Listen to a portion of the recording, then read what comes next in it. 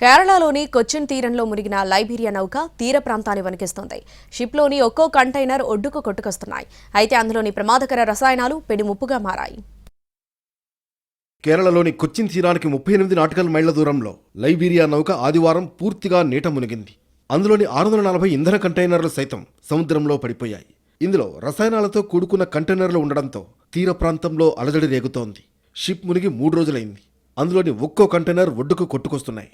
కొల్లంలో 27, అడప్పుజాలో 2 కంటైనర్లను గుర్తించిన coast guard అధికారులు అందులో రసాయన పదార్థాలు ఉన్నాయా లేవా అన్న దానిపై నిర్ధారించే ప్రయత్నం చేస్తున్నారు. ప్రస్తుతానికి ఆయిల్ తెట్టు కేరళ తీరం వైపు రాలేదని చెబుతున్నారు. ఆ షిప్లో మొత్తం 640 కంటైనర్లు ఉంటే వాటిలో 13 కంటైనర్లలో ప్రమాదకరమైన రసాయనాలున్నాయని తెలుస్తోంది.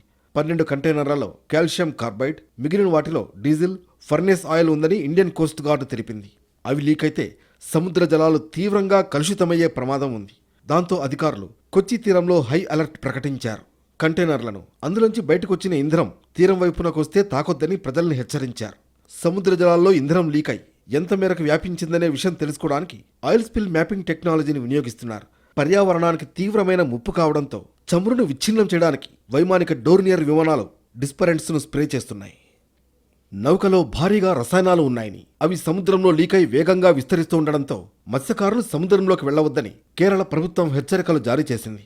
దీంతో మత్స్యకారులు తీవ్ర ఆందోళన వ్యక్తం చేస్తున్నారు. లీక్ అయిన ఇంధనం గంటకు దాదాపు 3 కిలోమీటర్ల వేగంతో కదులుతోందని గుర్తించారు అధికారులు. కేరళలోని సముద్ర తీరం జీవ వైవిధ్యానికి నిలయం, పర్యాటకానికి ప్రధాన ఆకర్షణ. ఈ రెండింటికి ఎలాంటి విఘాతం కలగకుండా కేరళ రాష్ట్ర విపత్తు నిర్వహణ అథారిటీ చర్యలు తీసుకుంటోంది.